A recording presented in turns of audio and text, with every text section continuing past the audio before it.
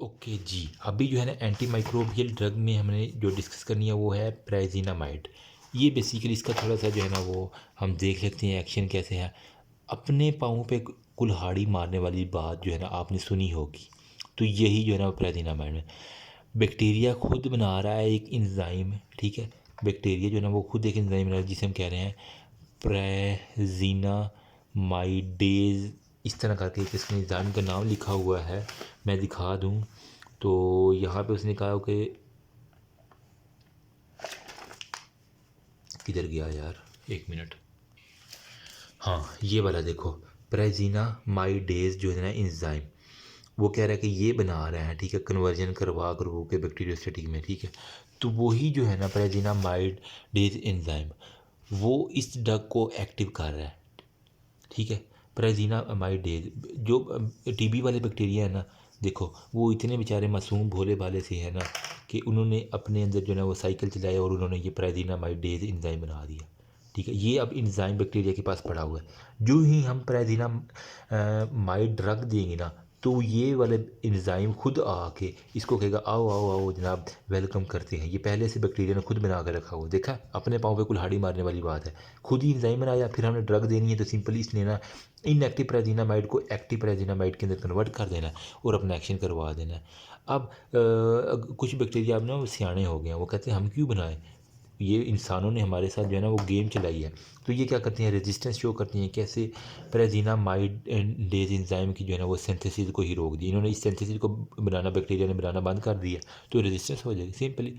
Toxicity में क्या होता है हमारे पास, टॉक्सिसिटी ज़्यादा कोई ख़ास नहीं है, जॉइंट पेन से रिलेटेड जो है ना वो हो सकती है। हाँ, टॉक्सिसिटी की बात करेंगे तो वो नॉन गाउटी पोली एथरेल्जिया, मतलब एक होता है ना यूरिक एसिड बढ़ जाए तो वो जॉइंट्स के अंदर पेन होती है। ये बगैर यूरिक एसिड के बढ़े जो है ना वो जॉइंट के अंदर पेन, आप उसके पेशेंट के जो है ना वो टेस्ट करवाएंगे ना, उसके अंदर यूरिक एसिड नॉर्मल होगा, लेकिन वो ना सिम्टम ऐसे आ रहे होंगे जैसे यूरिक एसिड का की वजह से जो है जॉइंट पेन होती है।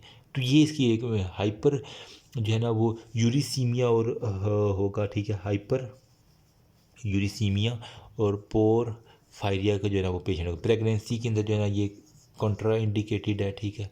और पोर फारियाज वगैरह वो सारी की सारी इसके अंदर आ जाती हैं। ये देखो टॉक्सिसिटी में कह रहा है कि 40% डिवेल्प नॉन गाउटी पोलीएथेरेल्जिया, यहाँ पे दिखा देता हूँ, ठीक है। 40% में वो नॉन गाउटी पोलीएथेरेल्जिया होगा, हाइपर यूरिसीमिया हो रहा है, ठीक है, माइल्जिया हो रहा है, जीआईटी डिस्टर्ब, वो तो हेडेक हो गया, वो पोरफायरिया के पेशेंट हो गया, और फोटो सेंसिटिविटी रिएक्शन, ये तो अब जो है ना वो हमें पता ही है। तो ये थे सारे के सारे किसके बारे में, प्रेजिनामाइड के बारे में। अपने पाँव पे कुल्हाड़ी मारना, खुद ही एंजाइम बनाने, जो कि हमने सिर्फ एक चिंगारी डालनी है प्रेजिनामाइड की और वो उसने एक्टिव करवा के अपने ही बैक्टीरिया को किल करवा देना। नेक्स्ट वो कह रहा है स्ट्रेप्टोमाइसिन के बारे में, एक कहानी कह रहा है स्ट्रेप्टोमाइसिन।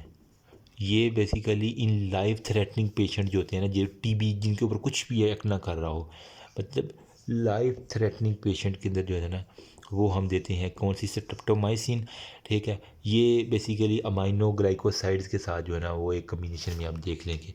देखो ये यहाँ पे aminoglycosides is now use and more frequently than before using the, ये कह रहा है कि streptomycin use principally drug combination में treatment of life threatening tuberculosis, ठीक है। वो लाइफ थ्रेटनिंग, बस यही बात है, याद कर लेना काफ़ी है मोद, इंक्लूडिंग मेनिंजाइटिस हो गया, मिलिट्री डिसमिनेशन हो गया, सीवियर ऑर्गन ट्यूबरकुलोसिस और बला बला सारे के सारे।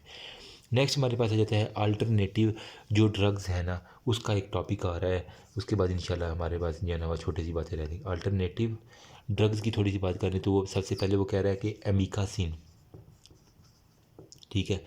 अगर तो हमारे अमीकासिन हम कब देंगे अल्टरनेटिव ड्रग, जब हमारे पास स्ट्रेप्टोमाइसिन की जो है ना वो रेजिस्टेंस आना हो जाए शुरू, तो हम अमीकासिन देंगे। एक बात ये एम आ रहा है स्ट्रेप्टोमाइसिन, तो अमीकासिन में भी एम आ रहा है, ठीक है। एक बात ये सिप्रोफ्लॉक्सासिन कब देनी है हमने, CIPRO सिप्रोफ्लॉक्सासिन, इसको कब देना है, ये सेकंड जनरेशन की जो ड्रग है हमारे पास, कौन सी थी, फ्लोरोक्विनोलोन, फ्लोरोक्विनोलोन, ठीक है। जब उसकी रेजिस्टेंस हुआ resistant to first line drug, ठीक है, फर्स्ट लाइन और सेकंड लाइन के जब दोनों की रेजिस्टेंस आ जाए ना तो फिर हम जो है ना वो सिप्रोफ्लॉक्सासिन देते हैं। अगर आप यहाँ पे देखें तो सिप्रो हमने कहाँ पे दी है, अल्टरनेटिव ड्रग है। जब ये फर्स्ट लाइन वाली ये एक्ट ना कर रही है तो फिर हम सेकंड लाइन वाली दे दी हैं, ठीक है। वही बात कर रहा है कि हमने ये जो है ना फ्लोरोक्विनोलोन भी अगर एक्ट ना कर रही हो तो फिर हम ये दे सकते हैं। नेक्स्ट हमारे पास आ रहा है कि एथिनोमाइड। जिस तरह आइसोनियाजेट है ना, बिल्कुल इसी तरह अगर जीआईटी की जो आइसोनियाजेट जो है ना वो कुछ लोगों के अंदर बहुत ज़्यादा जो जीआईटी की डिस्टर्बेंस करवा रहा है, इरिटेशन करवा रहा है, न्यूरोलॉजिकल इफेक्ट करवा रहे हैं, तो हम ना उन केसेस के अंदर जो है ना एथिनोमाइड दे दें। फिर हमारे पास आ जाता है पी अमाइनो सैलिसिलिक एसिड हो गया, ठीक है। ये बहुत ही जो है ना वो अल्टरनेटिव बहुत कम दी जाती है। क्यों? क्योंकि ये बहुत टू टॉक्सिक है, बहुत ज़्यादा टॉक्सिक है, बहुत कम जो है ना वो पेशेंट को दी जाती है। लेकिन बाकी ये अल्टरनेटिव ड्रग के बारे में मोटी मोटी सी बातें यार बस याद कर लो, कोई इतना इसके अंदर खास रॉकेट साइंस नहीं है। Amikacin, ciprofloxacin, orthofloxacin first line drug जब रेजिस्टेंस हो जाते हैं। एथेनोमाइड हो गया जबकि वो मैंने बताया था सारे का सारा जीआईटी की इरिटेशन, ठीक है।